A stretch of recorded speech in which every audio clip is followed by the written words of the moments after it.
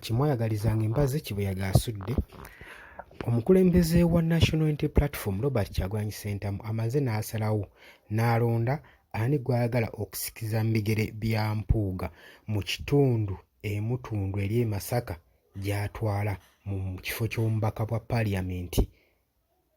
Enfunda eziwerako azaabuusabuusa abantu be bamuteera ku mmeeza naye finally amaze n'asalawo n'alonda omuntu omutuufu gw'alaba nti nno y'ayimiridde okuba nga asobola okumaakinga okudifiitinga Mpuuga mu kifo ky'omubaka bwa paaliyamenti. Gwe mukwano gwange ali eyampuliriza. Kwanirizaako nnyo oli ku Yogi Update Civic osinza okuba ng'otuwuliriza era ng'okola kyamaanyi nnyo okwekumira ku mayengo gano.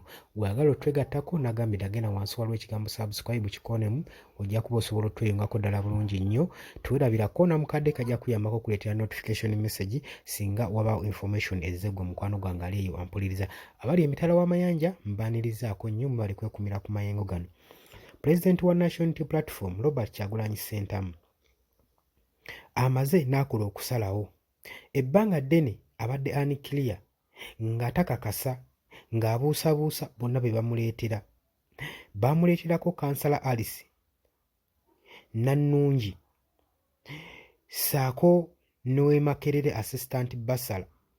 assistant Bashara Sebbiina gy'aviira Lubowa. N'agamba nti nno bano tebaali strong enough, si bazito kimala, bakyabulamu nnyo bakiboggwe okuba nga basobola okumeggana Mpuuga ennume y'ekigo.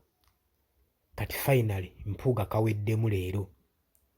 Omusajja gw'amulondedde amaze okukakasa bulungi nnyo nti oyo agwanira okuba ng'atuula mu kifo ekyo era ng'alina qualification zonna, ali qualified okuba ng'asobola okumeggana Mathias Mpuuga mu kifo ky'obubaka bwa paaliyamenti.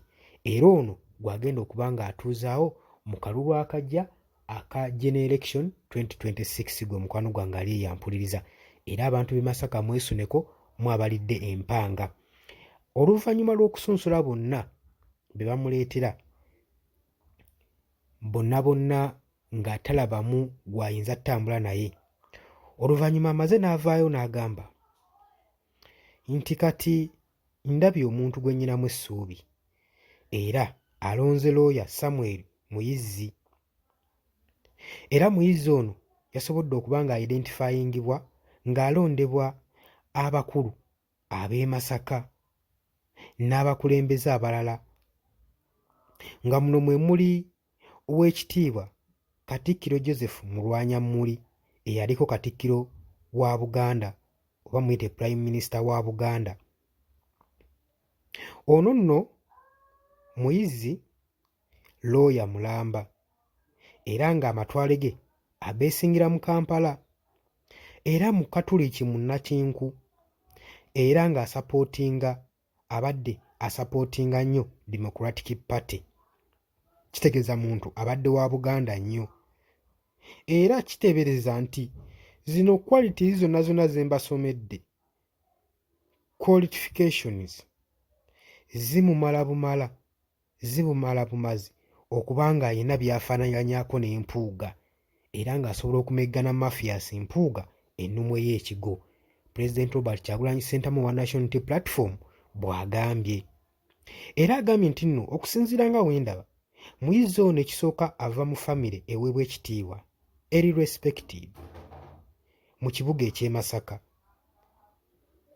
era ne kitaawe omugenzi yali Chifu Mulamba ng'amanyikiddwa, era ng'amanyikiddwa nga Pokino mu Masaka mu Bwakabaka bwa Buganda. Era agamba nti nno era yayitako ne mu Uganda Young Democrat,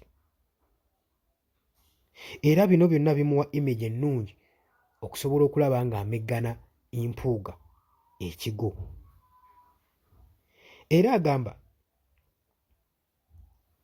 abamu ku bavuddeyo okusapootinga ku kulonda kwa Kyagulanyi, former Katikkiro Joseph Mulwanyammuli y'omu ku basapootinzi Samuel Muyizzi okuba nga yeesimbawo ku kifo kino emutundu e Masaka ku bwammemba bwa paaliyamenti okusobola okulaba ng'ameggana Mpuuga.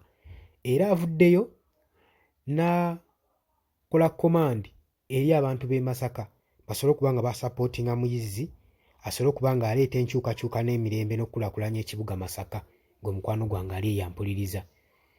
Kati wano we nkwagalira okujja mu comment section gwe nalina munnankyukakyuka golowooza pulezidenti wa National Unity Platform Robert Kyagulanyi Ssentamu yakoze okusalawo okutuufu ddala omusajja ono nga bamusomedde nga w'obiwulidde olowooza ali qualified atuukiridde ekimala okulaba ng'avuganya ne Mathias Mpuuga okusobola omujja mu ntebe y'obwammemba bwa MP bw'atuddemu essaawa za kaakati? Jangu mu comment section jangu obeeko ky'otutangaaza.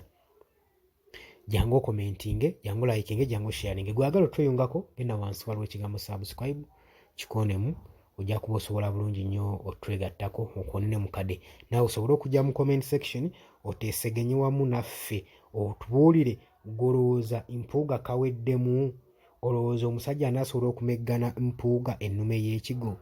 Jangu mu comment section. Mbaagala nnyo, mweraba.